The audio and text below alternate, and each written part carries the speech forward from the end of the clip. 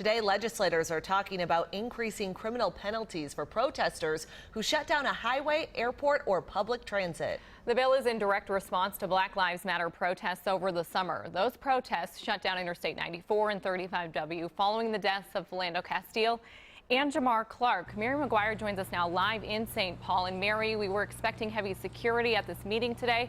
What was it like?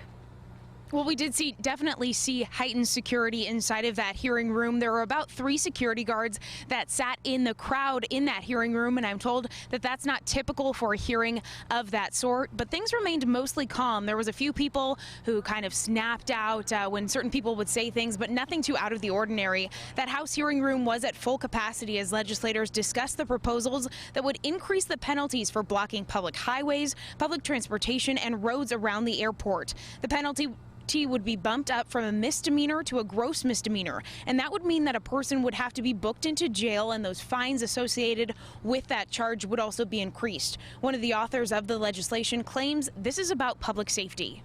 With 3 things that are today currently already against the law.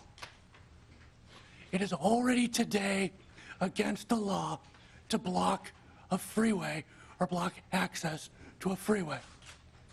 It is today already against the law to block access to an airport.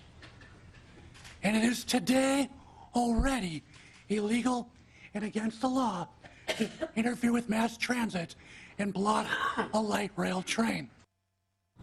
Representative Zerwas also noted participants in the Women's March and the March for Life last month were able to peacefully protest without shutting down any major highways or roads. Now, today's hearing comes after angry protesters shut down a Minnesota House committee briefly last month after another bill that would fine protesters for the cost of law enforcement was approved. Among those protesters were friends of Philando Castile, who was shot and killed last summer by a St. Anthony police officer.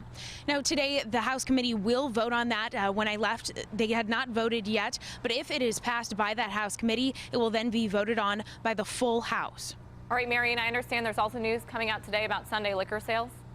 Yes, a very busy day here in St. Paul. We know on Monday the House did approve Sunday liquor sales, and I'm just told by our very own Pat Kessler that a Senate committee has approved the measure 7-4, and now it will go to the full Senate for a vote. So another big step forward for Sunday liquor sales here in Minnesota. All right, Mary, thank you.